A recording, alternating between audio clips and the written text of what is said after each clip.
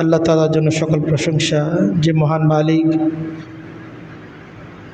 গ্রীষ্মের এই প্রচণ্ড তাপ প্রবাহের মধ্য দিয়ে তার হুকুম জুমার নামাজ আদায়ের উদ্দেশ্যে মসজিদের যথাসময়ে আসার, প্রয়োজনীয় কিছু কথা আলোচনা করার, শোনার তৌফিক দিয়েছেন।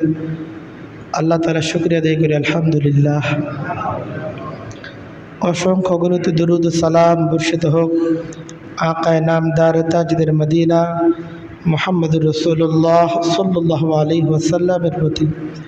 আল্লাহ তাআলা আমাদেরকে যার উম্মত হওয়ার সৌভাগ্য দান করেছেন।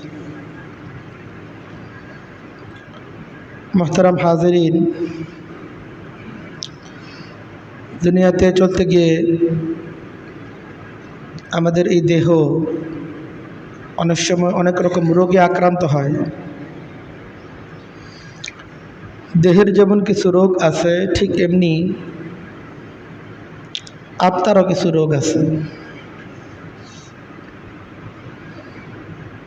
এবং দেহের রোগের তুলনায় আত্মার যে রোগগুলো, এগুলো আরও বেশি সূক্ষ্ম, আরও বেশি নাজুক, গভীর এবং আরও বেশি ভয়ানক এবং ক্ষতিকর। দেহের কিছু কিছু রোগ যেমন প্রাথমিক অবস্থায় ধরা যায় না, বুঝে আসে না, আত্মারও কিছু রোগ ব্যাধি এমন আছে যেগুলো প্রাথমিক অবস্থায় ধরা পড়ে না। একটা দীর্ঘ সময় গড়িয়ে যাওয়ার পর যখন রোগের ক্ষতিগুলো একে একে প্রকাশ পেতে শুরু করে, তখন সেই রোগ থেকে মুক্তি অনেক কষ্টসাধ্য হয়ে দাঁড়ায়। কাজেই আত্মার রোগগুলো অনেক বেশি সূক্ষ্ম, অনেক বেশি ক্ষতিকর। দেহের রোগের তুলনায় আত্মার রোগ আরও বেশি ক্ষতিকর। দেহের রোগ নিরাময়ের জন্য যেমন চিকিৎসা আছে, ঠিক এমনিভাবে আত্মার রোগ নিরাময়ের জন্য চিকিৎসা আছে।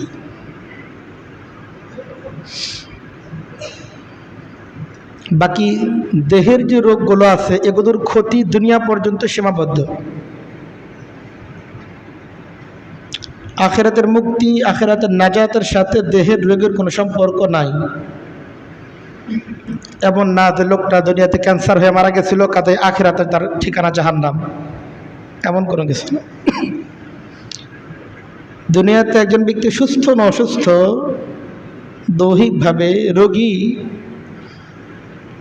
না সুস্থ ব্যক্তি ছিল, এর সাথে আখিরাতের কোনো সম্পর্ক নাই।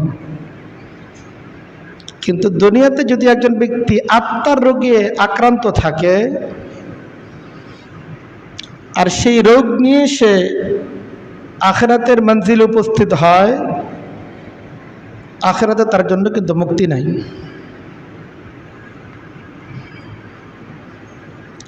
এবং আত্মার যে ব্যাধি, এগুলো শুধুমাত্র আত্মা পর্যন্ত সীমাবদ্ধ থাকে, ব্যাপারটা এমন না। আত্মার রোগগুলো এমন, এর বাহ্যিক প্রতিক্রিয়া, বাহ্যিক ক্ষতি, এগুলো মানুষের দেহের মধ্যে একে একে প্রকাশ পেতে শুরু করে। হাদিসের মধ্যে এসেছে, আল্লাহ রাসূল সাল্লাল্লাহু আলাইহি সাল্লাম বলেন, আলা ইন্না ফিল জাসাদি লামুদগাহ ইযা সালুহাত সালুহাল জাসাদু কুল্লুহু ওয়া ইযা ফাসাদাত ফাসাদাল জাসাদু কুল্লুহু আলা ওয়া হিয়াল কলব। আল্লাহ রাসূল সাল্লাল্লাহু আলাইহি সাল্লাম বলেন, উম্মতেরা খেয়াল করে শোনো, আলা সতর্কতামূলক শব্দ, দৃষ্টি আকর্ষণ করতেছেন আল্লাহ রাসূল সাল্লাল্লাহু আলাইহি সাল্লাম। আলা, এই খেয়াল করে শোনো, ইন্না ফিল জাসাদি লামুদগাহ, নিশ্চয় মানুষের দেহের মধ্যে একটা গোস্তের টুকরা আছে, ইদা সলুহাত সলুহাল জাসাদু কুল্লুহু। এই গোস্তের টুকরা, এটা যদি সঠিক থাকে, ভালো থাকে, দেহ ভালো থাকে। ওয়াইদা ফাসাদাত, কিন্তু এটা যদি নষ্ট হয়ে যায়, এটা যদি আক্রান্ত হয়ে যায়, ফাসাদাল জাসাদু কুল্লুহু, গোটা দেহ আক্রান্ত হয়ে যায়। আলা ওয়াহিয়াল কলব, আর সেই গোস্তের টুকরার নাম হচ্ছে মানুষের আত্মা, কলব। এই কলবের রোগে আক্রান্ত বিধায় মানুষ নানা রকম অপরাধগুলো করে। মানুষ তার দেহের দ্বারা অঙ্গ প্রত্যঙ্গের মাধ্যমে যে অন্যায়গুলো করে, অপরাধগুলো করে, এগুলোর উৎস হচ্ছে আত্মা, কল্ব।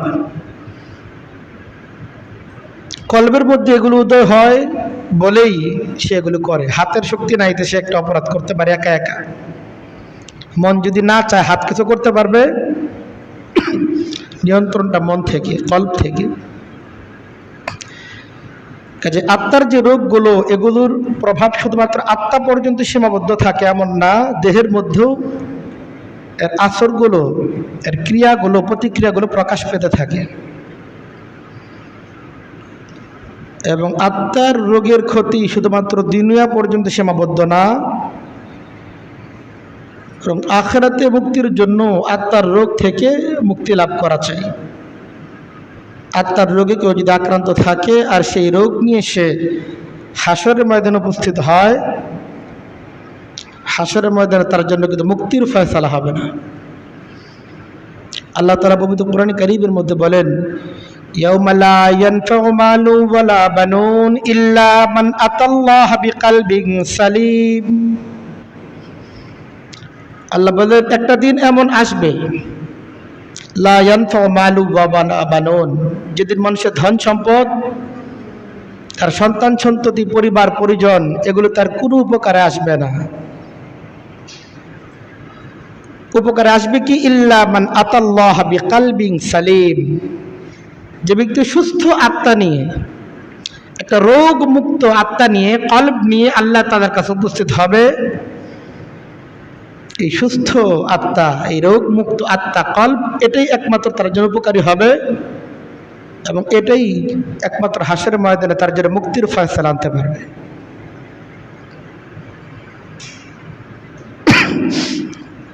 এই জন্য আত্মার রোগগুলো অনেক জটিল ব্যাপার। আমরা যদি দুনিয়াতে থাকতে আত্মার রোগের ব্যাপারে সচেতন না হই এবং নিজেদের রোগগুলোকে আমরা প্রতিরোধ করতে চেষ্টা না করি, একবার রোগাক্রান্ত হয়ে গেলে এটাকে দূর করা বেশ কষ্টকর হয়ে দাঁড়ায়। এই জন্য এটা অত্যন্ত গুরুত্বপূর্ণ, আমাদেরকে নিজেদের আত্মার রোগ সম্পর্কে, কলবের রোগ সম্পর্কে সচেতন হতে হবে। দেহের রোগগুলোর ব্যাপারে যেমন আমরা সচেতন, এগুলোকে নাজুক মনে করি, এর জন্য হুড়াহুড়ি দৌড়াদৌড়ি শুরু করে দেয় হাসপাতাল, ক্লিনিক, ডাক্তার, চেম্বার। কিন্তু আত্মার কত যে রোগে আপনি আক্রান্ত, এটা নিরাময়ের জন্য আপনি কি চেষ্টা করছেন, কি তদবির গ্রহণ করছেন, কার কাছে গেছেন, কি ঔষধ আপনি সেবন করছেন বলেন? কারণ হলে এই আত্মার রোগের জটিলতা সম্পর্কে আমাদের ধারণা নাই, আর ধারণা থাকলেও বিষয়গুলোকে আমরা অত্যন্ত হালকা করে দেখতেছি।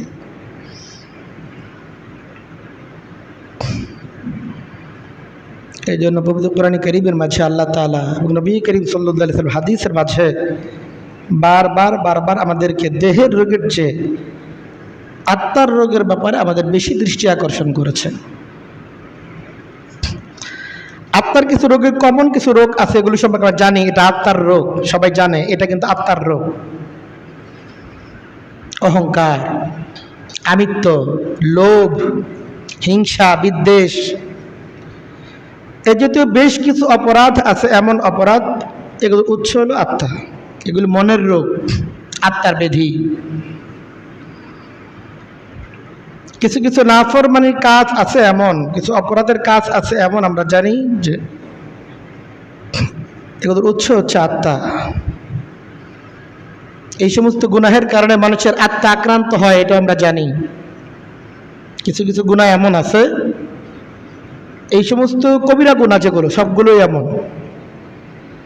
কবিরা গুনাহ, প্রত্যেকটা কবিরা গুনাহ এমন, যেই কবিরা গুনাহ করার কারণে মানুষের আত্মা এটা আক্রান্ত হতে থাকে, এটার মধ্যে স্পট পড়তে থাকে, ক্ষত হতে থাকে। নিরাময়ের সুযোগ আছে, কিন্তু নিরাময়ের ব্যবস্থা গ্রহণ না করে যদি আবারও এটাই অব্যাহত রাখা হয়, একটা সময় এটা ক্যান্সার হয়ে যায়, এটা থেকে বাঁচা বড় কঠিন হয়ে দাঁড়ায়। তবু এটা আমাদের জন্য সহজ যে আমরা জানি যে এই গুনাহগুলো কিন্তু কবিরা গুনাহ।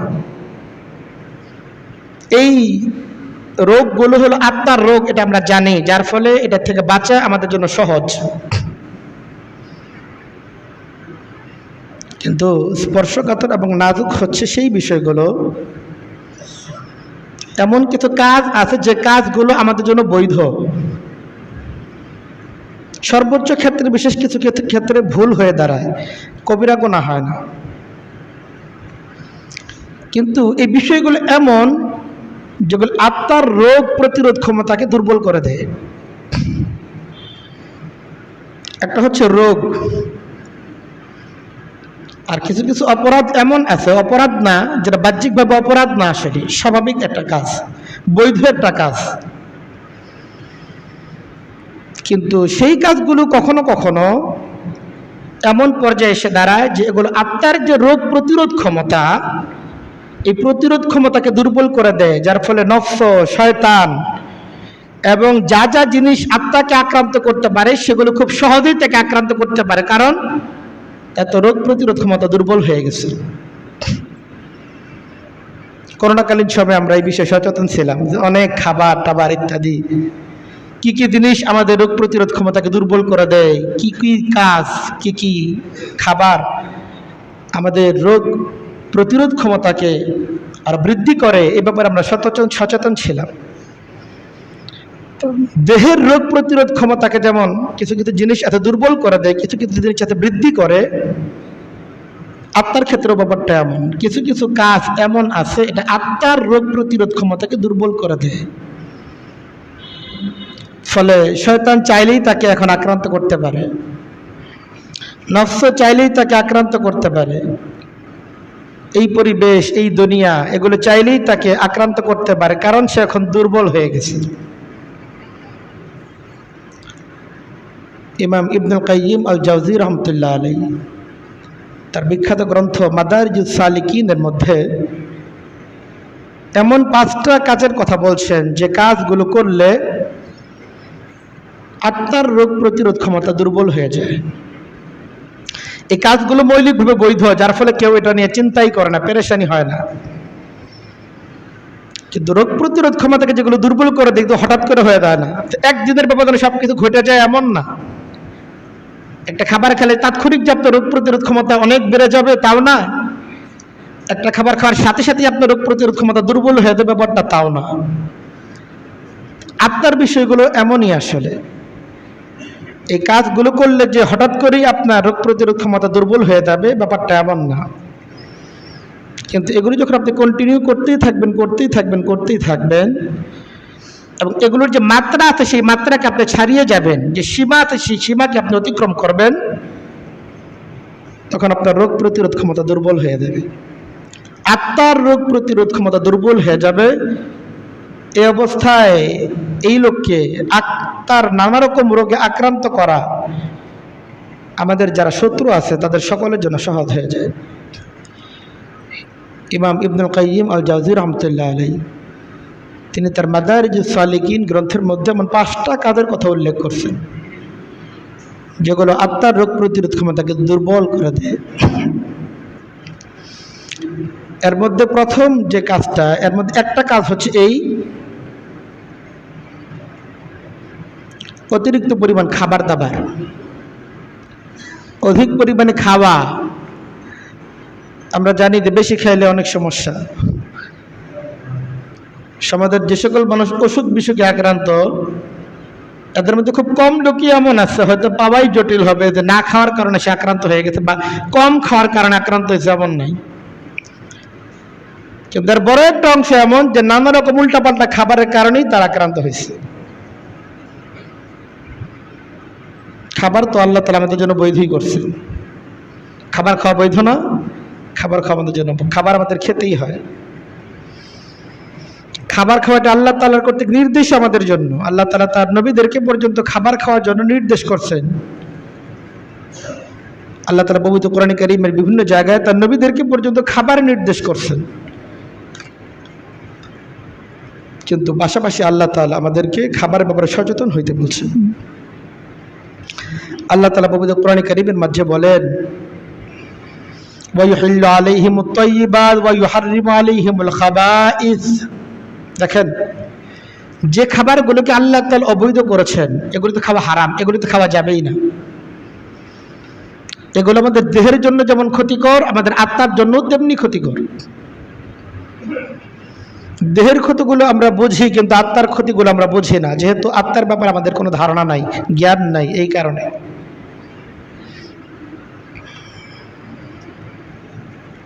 কিন্তু যেগুলো হারাম খাবার সেগুলো তো আমাদের জন্য নিশ্চিতভাবেই আত্মার জন্য ক্ষতিকর, রুহানিভাবেও আমাদের জন্য ক্ষতিকর। কিন্তু যে খাবারগুলো আমাদের জন্য বৈধ আছে সেগুলোও পরিমাণের অতিরিক্ত খাওয়া, সীমাতিরিক্ত খাওয়া, এটা যেমন আমাদের দেহের জন্য ক্ষতিকর, আমাদের আত্মার জন্য তেমনি ক্ষতিকর। এই জন্য আল্লাহ তাআলা পবিত্র কোরআনে কারীমের মধ্যে বলেন, কুলু ওয়াশরাবু ওয়ালা তুসরিফু, আল্লাহ বলে তোমরা খাও, পান করো, কিন্তু সীমা লঙ্ঘন করো না। খাবারের তো একটা সীমা আছে, পান করার একটা সীমা আছে, হোক সেটা বৈধ খাবার। বৈধ খাবার বলেই যে এটাকে সীমাতিরিক্ত খেতে হবে এমন তো না। এই জন্য আল্লাহ বলেন, কুলু ওয়াশরাবু ওয়ালা তুসরিফু, তোমরা খাও, তোমরা পান করো, কিন্তু পানাহারের ক্ষেত্রেও তোমরা সীমা লঙ্ঘন করো না। একটা পর্যায়ে গিয়ে থেমে যাও। পেট ভরে খেতে হবে, যা পাও তাই খেতে হবে, যখন খুশি তখন খেতে হবে, কেমন যেন আর কোনো সীমা নাই শরীয়তের দৃষ্টিতে, এমনটা না। আসলে আল্লাহ রাসূল সাল্লাল্লাহু আলাইহি সাল্লাম বলেন, মা মালা ইবনু আদম বিআআন শাররুম মিন বাতানিন। আল্লাহ রাসূল সাল্লাল্লাহু আলাইহি সাল্লাম বলেন, মানুষ যে সকল পাত্রকে পূর্ণ করে এর মধ্যে সবচেয়ে নিকৃষ্ট যে পাত্রকে সে পূর্ণ করে সেটা হচ্ছে তার পেট। পেটকে পরিপূর্ণ করা, পেটকে পরিপূর্ণ ভরপেট খাবার, পেট চুক্তি খাবার, এটার মধ্যে ক্ষতিকর আর কোনো কিছু মানুষের জন্য হইতেই পারে না। এর জন্য পেট ভর্তি খাবার, বেশি পরিমাণে খাবার খাওয়া, এটা সবসময় আমাদের আত্মার জন্য ক্ষতিকর। অতিরিক্ত খাবার গ্রহণ করা, এটা যেমন মানুষের শাহওয়াতকে জাগিয়ে তোলে। গুনাহের প্রতি মানুষের যে শাহওয়াত, আগ্রহ, বেশি খাবার দাবার খাওয়া, সীমাতিরিক্ত খাবার দাবার খাওয়া, এটা মানুষের গুনাহের প্রতি আগ্রহকে জাগিয়ে তোলে এবং নেক কাজ করার যে একটা উদ্যম আছে এই উদ্যমটাকে দমিয়ে দেয়। অলসতা চলে আসে, আর ভরপেট খেয়ে ফেলছি, ভাল লাগতেছে না, একটু শুয়ে নিই, আচ্ছা পরে যাই। নানা রকম নেক আমল থেকে গাফিল করে দেয়। কেন? বেশি খাওয়া। এটা আবার গুনাহের কাজের ক্ষেত্রে আবার দমন করে না, ওই শুয়ে শুয়ে দেখবেন আবার গুনাহের কাজ করতেছে, বসে বসে ঘরে থেকেও সে গুনাহের কাজ করতেছে।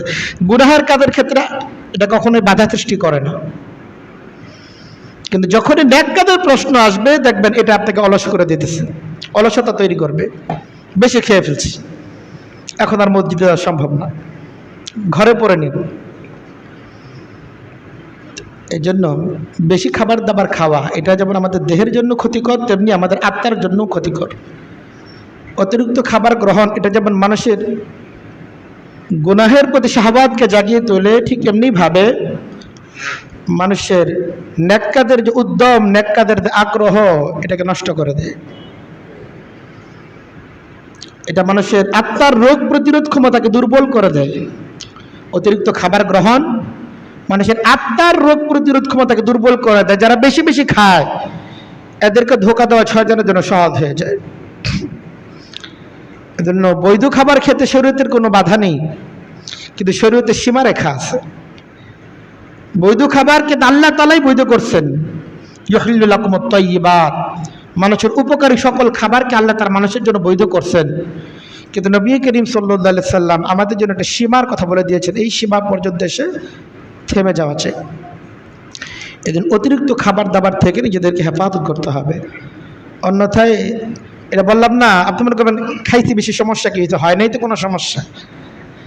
কিন্তু সমস্যাগুলো এমন সমস্যা, এগুলো একদিনে হয়ে যায় এমন না, এগুলি ধীরে ধীরে ধীরে ধীরে এই সমস্যাগুলো তৈরি হয়, ধীরে ধীরে তার আত্মার রোগ প্রতিরোধ ক্ষমতাকে দুর্বল করে দেয়। এগুলো মানুষ অনুভব করতে পারে না, এত ধীরে ধীরে হয় এগুলো। আত্মার রোগ প্রতিরোধ ক্ষমতা থেকে যে কাজগুলো দুর্বল করে দেয়, যে বৈধ কাজগুলো দুর্বল করে দেয়, এর মধ্যে একটা কাজ হচ্ছে এই অতিরিক্ত পরিমাণ ঘুম। ঘুম তো আল্লাহ তাআলার পক্ষ থেকে আমাদের জন্য নিয়ামত। সূরা নাবার মধ্যে আল্লাহ তাআলা নিয়ামতের আলোচনা যেখানে করেছেন সেখানে বলেন ওয়াজালনা নাওমাকুম সুবাতা, আল্লাহ তাআলা ঘুমকে তোমাদের জন্য দিয়েছেন, এটা তোমাদের জন্য বিশ্রাম। দিন ভর কাজ করে আসার পর একটুখানি শুয়ে গেলে কত ভালো লাগে, একটু বিশ্রাম গ্রহণ করলে কত ভালো লাগে। তো ঘুম এটা আল্লাহ তাআলার পক্ষ থেকে আমাদের জন্য নিয়ামত, কিন্তু সেই ঘুমের একটা সীমা রেখা আছে শরীয়তের দৃষ্টিতে। সেই সীমাকে যদি আমরা অতিক্রম করি, এই ঘুমটাই আমাদের রোগ প্রতিরোধ ক্ষমতাকে দুর্বল করে দেবে। এজন্য ঘুমের ক্ষেত্রে অবশ্যই নিজের একটা সীমা থাকা চাই। আমাদের ডাক্তাররা বলেন একজন সুস্থ মানুষের জন্য সর্বনিম্ন 6 ঘন্টা থেকে সর্বোচ্চ 8 থেকে 9 ঘন্টা পরিমাণ সে ঘুমোতে পারে। এর চেয়ে বেশি ঘুমানো এটা তার স্বাস্থ্যের জন্য ক্ষতিকর, আবার এর চেয়ে কম ঘুমানো এটাও তার স্বাস্থ্যের জন্য ক্ষতিকর। আমাদের এই বিদগ্ধ চিকিৎসকরা যেটা বলতেছেন সেটাকে আমরা ফলো করতে পারি। এটার একটা সীমা যে আমি সর্বনিম্ন 6 থেকে 8 ঘন্টা পরিমাণ ঘুমাবো, এর বেশি ঘুমাবো না। এটার একটা নিয়ম থাকা চাই যে আমি কখন ঘুমোতে যাচ্ছি, কখন ঘুম থেকে উঠতেছি।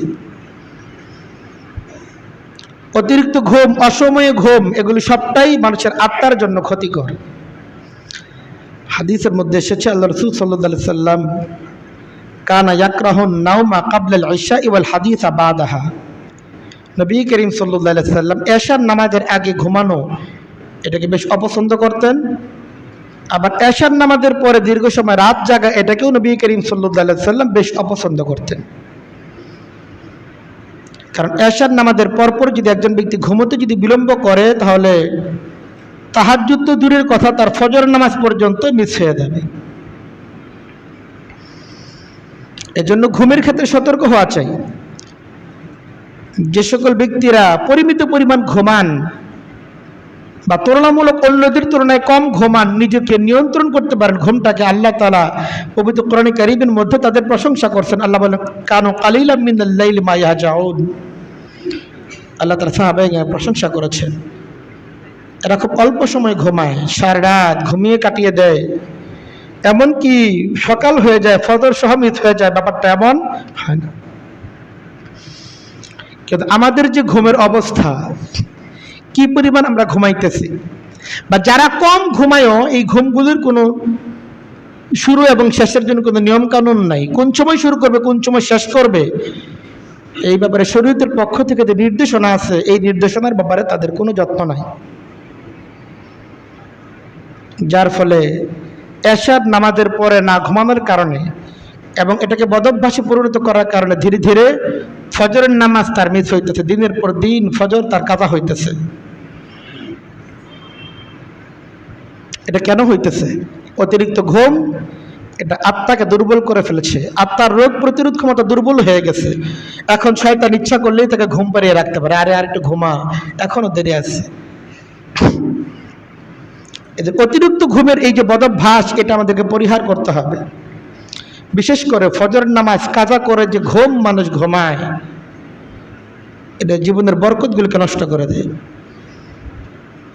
আল্লাহ রাসূল সাল্লাল্লাহু আলাইহি ওয়াসাল্লাম তার উম্মতের বরকতের জন্য দোয়া করছেন আল্লাহ তাআলার কাছে, আল্লাহুম্মা বারিক লি উম্মতি ফি বুকুরিহা, হে আল্লাহ আমার উম্মতের সকালের মধ্যে আপনি বরকত দান করে দেন। কিন্তু অনেক মানুষ এমন আছে দিনের পর দিন যায়, মাসের পর মাস যায়, সকালের সূর্যোদয় দেখার সৌভাগ্য তাদের কোনো দিন হয় না,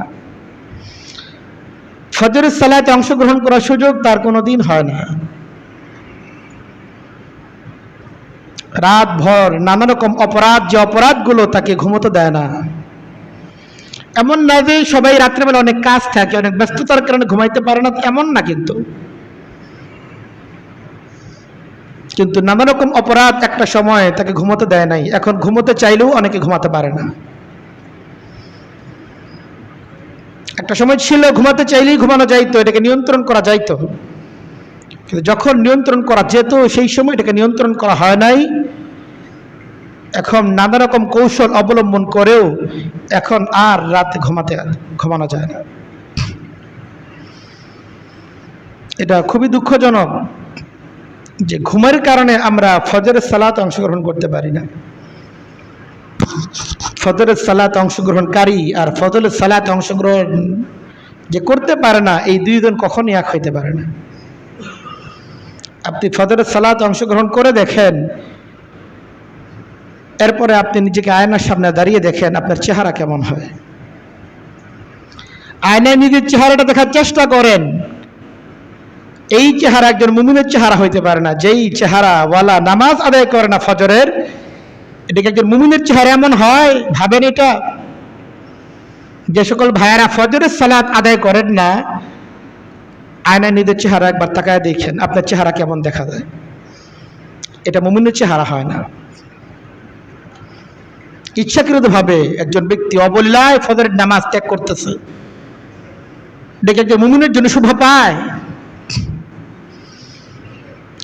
আপনি ফজরের নামাজে আসেন, সালাত আদায় করেন, এরপরে ঘরে গিয়ে দেখেন গতকালকের আপনি আর আপনি এক না। আসলে দেখবেন হয়তো প্রথম চোখে আপনার ধরা পড়বে না, কিন্তু আপনি যদি সূক্ষ্মদর্শী হন, আপনার বিবেক যদি এখনো কিছুটা জাগ্রত থাকে, কল্প যদি এখনো মরে না গিয়ে থাকে, সময়ের ব্যবধানে আপনার চোখে ধরা পড়বে যে পরিবর্তন। আপনি লক্ষ্য করবেন যে না, গতকালকের বেনামাজে আমি আর আজকের নামাজে আমি দুইজন তো একরকম না। আসলে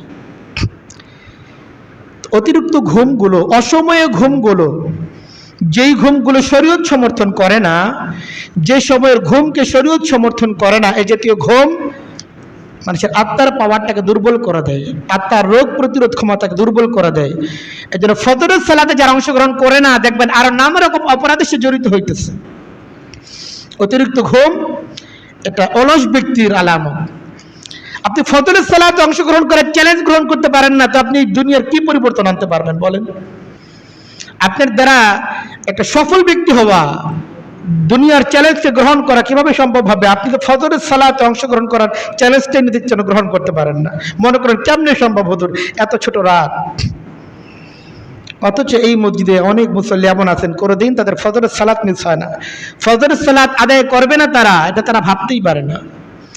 আপনি যেটাকে অসম্ভব মনে করতেছেন ফজরের সালাতে অংশগ্রহণ করা, এটা ছাড়া অনেক মানুষ অসম্ভব মনে করতেছে। কাজে নিজের অভ্যাসকে পাল্টানোর চেষ্টা করি, ফজরের সালাতে অংশগ্রহণ করার চেষ্টা করি, ঘুমটাকে নিয়ন্ত্রণ করার চেষ্টা করি। অতিরিক্ত ঘুম আমাদের আত্মাটাকে দুর্বল করে দিচ্ছে, এবং এই আত্মিক দুর্বলতা আমাদেরকে নানা রকম ব্যাধিতে আক্রান্ত করতেছে, নানা রকম রোগে আক্রান্ত করতেছে, আমরা অনুভব করতেছি না। আপনি ফজরের সালাতে অংশগ্রহণ করে দেখেন, আপনার আত্মার অনেকগুলো রোগ ধীরে ধীরে এটা লোপ পেতে থাকবে, দূর হতে থাকবে। অনেক গুনাহ যেগুলো আপনি ছাড়তে পারতেছেন না, এই ঘুমকে নিয়ন্ত্রণ করার কারণে সেই সমস্ত গুনাহ থেকে বিরত থাকা আপনার জন্য অনেক সহজ হয়ে যাবে ইনশাআল্লাহ। তো যে সমস্ত কাজের কারণে মানুষের আত্মার রোগ প্রতিরোধ ক্ষমতা দুর্বল হয়ে যায়, এর মধ্যে একটা হলো অতিরিক্ত আশা করা, খুব দীর্ঘ আশা করা, দুনিয়াকে নিয়ে খুব বেশি স্বপ্ন থাকা, দুনিয়ার ব্যাপারে অতিরিক্ত আশাবাদী হওয়া। এই আশাগুলো এমন আশা, এগুলো মানুষের রোগ প্রতিরোধ ক্ষমতাকে দুর্বল করে দেয় এবং নানা রকম অপরাধে একজন ব্যক্তিকে আক্রান্ত করে। এই জন্য পবিত্র কোরআন কারীমের মধ্যে আল্লাহ বলেন, ওয়ালা ইয়াকুনু কাল্লাযীনা উতুল কিতাবা মিন ক্বাবলু, নবী আপনি আপনার উম্মতকে বলে দেন ওরা যেন তাদের পূর্ববর্তী উম্মতদের মতো না হয় যাদেরকে কিতাব দেওয়া হয়েছিল, কিন্তু ফাতালা আলাইহিমুল আমালু, কিন্তু তারা অনেক দীর্ঘ আশা করছে। 20 বছর, 30 বছর, 40 বছর, 100 বছরের প্ল্যান নিয়ে কাজ, বাইরে যে কাজ করতেছে এমন রড, সিমেন্ট ইত্যাদি ব্যবহার করে। 100-200 বছরের মধ্যে কিছু হওয়া যাবে না, ভূমিকম্প সহনীয় স্টিল। তো বাড়িঘর নির্মাণ এটা তো শরীয়ত বৈধ করছে, মজবুত করেন, সেটাও সমস্যা নাই। কিন্তু দুনিয়াকে কেন্দ্র করে এই যে আশা, অতিরিক্ত আশা করা, এটার পরিণতি কি আল্লাহ বললেন, ফাকাসাত কুলুবুহুম, পূর্ববর্তী উম্মত তারাও এমন দীর্ঘ আশা করত, কিন্তু এই দীর্ঘ আশা তাদের অন্তরগুলোকে পাষণ্ড করে দিয়েছে, পাষাণ করে দিয়েছে। আর অন্তর যখন পাষাণ হয়ে যায়, ভালো কিছু গ্রহণ করার শক্তি তার শেষ হয়ে যায়, কিন্তু খারাপ কোনো গ্রহণ করার যোগ্যতা তার মধ্যে ঠিকই বাকি থাকে। তো যার ফলে রোগ প্রতিরোধ ক্ষমতা যখন তার দুর্বল হয়ে যায়, নানা রকম ব্যাধিতে সে তখন আক্রান্ত হতে শুরু করে। এই জন্য দুনিয়াকে নিয়ে অতিরিক্ত আশা করা এটা বড় ভুল। আল্লাহ বলেন, ওয়াগাররাতকুমুল আমানি হাত্তা জা আমরুল্লাহ, তোমাদের এই দুনিয়ার আশাগুলো তোমাদেরকে ধোকায় ফেলে দিছে। লম্বা লম্বা আশা, হুজুর সামনে রিটায়ার করি, পরে ইনশাআল্লাহ সন্তানের বিয়েটা দিয়ে দিই, এরপরে ইনশাআল্লাহ। কত কত তো প্ল্যান আছে সামনে, 5 বছর 10 বছর 20 বছর পরের প্ল্যান এখনই করতেছে। অনেক অনেক নেক আমল এমন আছে যেগুলোকে আটকে রাখছে শুধু ওই প্ল্যানিং এর কারণে, প্ল্যানের সাথে কোনো মিলতেছে না। গুনাহের কাজের জন্য কোনো প্ল্যান দরকার হয় না, এগুলো অবলীলায় করে যাচ্ছে। কিন্তু যখনই তাকে নেক কাজের প্রতি আহ্বান আসতেছে, সেটার জন্য নানা রকম প্ল্যানের কথা ঘোষণা করতেছে, এবং দীর্ঘ দীর্ঘ প্ল্যান, 5 বছর 10 বছর 20 বছর এক একটা প্ল্যান, এরপরে সেই নেক কাজগুলো করবে এই চিন্তা উনি করতেছে। আর বলে হাত্তা যা আমরুল্লাহ, আল্লাহর ফয়সালা এর মধ্যেই চলে আসে, এর মধ্যেই তার আল্লাহ তাআলার পক্ষ থেকে ডাক চলে আসে, আর এই নেক কাজগুলো অনাদায় অবস্থায় দুনিয়া থেকে তার বিদায় গ্রহণ করতে পারে। অতিরিক্ত দুনিয়ার ব্যাপারে আশাবাদী হওয়া, এটা মানুষের রোগ প্রতিরোধ ক্ষমতাকে, আত্মার রোগ প্রতিরোধ ক্ষমতাকে দুর্বল করে দেয়। গুনাহের কাজে লিপ্ত হওয়া একজন ব্যক্তিকে সহজ করে দেয়। এজন্য এটা থেকে আমাদের বিরত থাকতে হবে। যে সমস্ত কাজ রোগ প্রতিরোধ ক্ষমতাকে দুর্বল করে দেওয়ার মধ্যে একটা কাজ হলো এই মানুষের সাথে খুব বেশি মেলামেশা করা। মেলামেশা করা এটা শরীর পছন্দ করে, মানুষের সাথে মিলে চলতে পারা এটা একজন মুমিনের গুণ। আল্লাহ রাসূল সাল্লাল্লাহু আলাইহি ওয়াসাল্লাম বলেন, আল মুমিনু ইয়ালিফু ওয়া ইউলাফু ওয়া লা খায়রা ফি মান লা ইয়ালিফু ওয়া লা ইউলাফু। আল্লাহ রাসূল সাল্লাল্লাহু আলাইহি ওয়াসাল্লাম বলেন, মুমিন তো সেই ব্যক্তি যে নিজে অন্যের সাথে মিলতে পারে, তার সাথেও অন্যরা মিলতে পারে। সেই ব্যক্তির মধ্যে কোনো কল্যাণ নাই, ওয়ালা খায়রা ফি মান লা ইয়ালিফু ওয়া লা ইউলাফু। যে কারোর সাথে মিলে চলতে পারে না, তার সাথেও কেউ মিলে চলতে পারে না, এই ব্যক্তির মধ্যে কোনো কল্যাণ নাই। তো মানুষের সাথে মিলেমিশে চলা এটাকে শরীয়ত সমর্থন করে, পছন্দ করে, এবং এটাকে একজন মুমিনের গুণ হিসেবে উল্লেখ করে। কিন্তু অতিরিক্ত মেলামেশা করা, বাদ বিচার ছাড়া অবলীলায় মেলামেশা করা, মানুষের সাথে মেলামেশার ক্ষেত্রে কোনো রকম বাইন্ডিং না রাখা, এটা ধীরে ধীরে ধীরে ধীরে যে এই ধরনের কোনো চিন্তা ভাবনা না করেই মানুষের সাথে মিলে, দেখা যায় সে তার অজান্তেই অনেক খারাপ মানুষের সাথে সে তার উঠা বসা শুরু হয়ে যায়। অনেক খারাপ ছেলেদের সাথে তার উঠা বসা শুরু হয়ে যায়। আর ধীরে ধীরে ধীরে ধীরে কোন সময়তে সে উনি বিড়ি ধরে ফেলছে, কোন সময় সিগারেট ধরে ফেলছে, কোন সময় নামাজি লোকটা পর্যন্ত বেনামাজি হয়ে গেছে ওই সুহবতের কারণে, সে টেরও পায় না। অতিরিক্ত মেলামেশা করা, কোনো চিন্তা ভাবনা ছাড়াই মেলামেশা করা, এই অতিরিক্ত মেলামেশাগুলো মানুষের আত্মার রোগ প্রতিরোধ ক্ষমতাকে দুর্বল করে দেয়। অনেক অপরাধ, অনেক বদভ্যাস এমন আছে, দেখবেন কারো না কারোর সাথে মেলামেশা করার কারণে, তার সাথে চলাফেরা করার কারণে আজকে এই বদভ্যাসগুলো আপনি আক্রান্ত। এই বদভ্যাসগুলো আপনি ছাড়তে পারতেছেন না কেন? অমুক ব্যক্তির সাথে আপনার মেলামেশা, এই কারণে। এদের বেশি রকম মানুষের সাথে মেলামেশা করা, চিন্তা ভাবনা ছাড়া মানুষের সাথে মেলামেশা করা, এটা এমন একটা বদভ্যাস যেটা মানুষের রোগ প্রতিরোধ ক্ষমতাকে দুর্বল করে দেয়। আল্লাহ রাসূল সাল্লাল্লাহু আলাইহি ওয়াসাল্লাম বলেন, আল মারউ আলা দীনি খালিলি ফালয়ানজুর আহাদুকুম মান ইউখালিল। মানুষ দিন শেষে তার বন্ধু বান্ধব যারা, যাদের সাথে তার সবসময় চলাফেরা ওঠা বসা, এদের যে আখলাক, এদের যে অভ্যাস, সেটাকেই সে গ্রহণ করে। কাজেই তোমাদের প্রত্যেকের জন্য লক্ষ্য করে সে কার সাথে মেলামেশা করতেছে, কার সাথে বন্ধুত্ব করতেছে। অনেক অনেক বন্ধুত্ব এমন হবে হাসরের ময়দানে সেগুলো বড় আফসোসের কারণ হবে, এবং আফসোস করে বলতেও থাকবে, ইয়া লাইতানি লাম আত্তাখিদ ফুলানান খালিলা। আয় হায়, বড় আফসোস আমার জন্য, অমুক লোককে যদি আমি বন্ধু হিসেবে গ্রহণ না করতাম, আজকে আমরা এই পরিণতির সম্মুখীন হইতে হইতো না। লাকাদ আদাল্লানি, সে তো আমার গুমরাহ করছিল, আমার কাছে বাদা, আমাদের কাছে হেদায়েতের কথা আসার পরও সেই তো আমাকে গুমরাহ করছিল, আমাকে বুঝাইছিল আর সমস্যা নাই, করো এটা। এদের মানুষের সাথে মেলামেশা করার ক্ষেত্রে আমাদের অবশ্যই সতর্ক হওয়া চাই। পঞ্চম কাজ, যে কাজটা মৌলিকভাবে বৈধ কিন্তু সেটা সীমাতিরিক্ত হওয়ার কারণে মানুষের রোগ প্রতিরোধ ক্ষমতা দুর্বল হয়ে যায়, সেটা হচ্ছে এই গায়রুল্লাহর সাথে সম্পর্ক। গায়রুল্লাহর সাথে সম্পর্ক আর আল্লাহ তাআলার সাথে সম্পর্কহীনতা। দেখেন, মানুষের সাথে স্বাভাবিক সম্পর্ক, এটা তো আল্লাহ তাআলার নির্দেশ, আল্লাহর হুকুম। যাদের সাথে আমাদের সম্পর্ক রাখতে হয়, যাদের সাথে সম্পর্ক রাখা আমাদের কর্তব্য, দায়িত্ব, সম্পর্ক তো রাখতেই হবে। কিন্তু কিছু কিছু সম্পর্ক এবং কোনো কোনো সম্পর্কের পর্যায়টা এমন চলে যায় যে এই পর্যায়টা আল্লাহ তাআলার সাথে সম্পর্কহীনতার কারণ হয়ে দাঁড়ায়। দুনিয়ার যে সম্পর্কই আল্লাহ তাআলার সাথে সম্পর্কহীনতার কারণ হয়ে দাঁড়াবে, সেই সম্পর্ক আমাদের রোগ প্রতিরোধ ক্ষমতাকে দুর্বল করে দিবে। একবার দুইবার আপনি হয়তো এটাকে গুরুত্ব দিচ্ছেন না, কিন্তু আপনার রোগ প্রতিরোধ ক্ষমতা দুর্বল হতে থাকবে।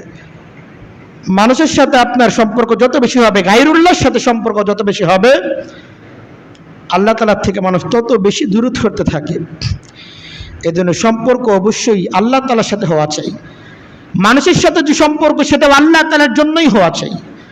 আমার বাবার সাথে সম্পর্ক, মায়ের সাথে সম্পর্ক, স্ত্রীর সাথে সম্পর্ক, সন্তানের সাথে সম্পর্ক, বন্ধু বান্ধবের সাথে সম্পর্ক, সকল সম্পর্কে ভিত্তি হবে আল্লাহ তাআলা। তাদের সাথে সম্পর্ক, তাদের সাথে সদ্ব্যবহার, এটা আল্লাহর নির্দেশ, এজন্য আমি এদের সাথে সম্পর্ক রাখতেছি। এদের সকল সম্পর্কের ভিত্তি হচ্ছে আল্লাহ তাআলা, আর আল্লাহ তাআলার সাথে সম্পর্কটাকে মজবুত করা চাই। কিন্তু আপনি যাচাই করেন যে আল্লাহ তাআলার সাথে আপনার সম্পর্কের অবস্থাটা কি পর্যায়ে আছে, আল্লাহ তাআলার সাথে আমাদের সম্পর্কটা কি পর্যায়ে আছে। আল্লাহর সাথে সম্পর্ক আমাদের একেবারে দুর্বল। এই দুর্বলতা এটা আমাদের আত্মাকে দুর্বল করে দিচ্ছে, আমাদের রোগ প্রতিরোধ ক্ষমতা এখন দুর্বল হয়ে গেছে, যার ফলে গুনাহ করা এটা আমাদের জন্য সহজ হয়ে গেছে। এই জন্য আল্লাহ তাআলার সাথে আমাদের সম্পর্কটা নিবিড় হওয়া চাই, আর ঘনিষ্ঠ হওয়া চাই। আপনি এত এত গুনাহ করেন, ভাবতেছেন আপনি গুনাহ করেন, ব্যাপারটা এমন না। আসলে আপনি আল্লাহর সাথে সম্পর্ক আপনার দুর্বল হয়ে গেছে, আর আল্লাহ তাআলার সাথে সম্পর্ক দুর্বলতা এটাই আপনার গুনাহের কারণ হয়েছে। এজন্য হারিস মুহাসাবি রাহমাতুল্লাহ আলাইহি তিনি একটা কথা বলেন যে কিছু কিছু অপরাধ, এগুলো তো ছোট অপরাধ বা এগুলো ক্ষেত্রে বিশেষ গুনাহ না, কিন্তু আয-যুনুবু তুরিসুল গাফলাতা, কিন্তু এই ভুলগুলো, এই অপরাধগুলো মানুষের মধ্যে এক ধরনের উদাসীনতা তৈরি করে, গাফলত তৈরি করে। আর গাফলত এমন এক জিনিস, বল গাফলাতু তুরিসুল কাসওয়াতা, আর গাফেল হওয়া এটা মানুষের অন্তরকে কঠিন করে দেয়, পাষাণ করে দেয়।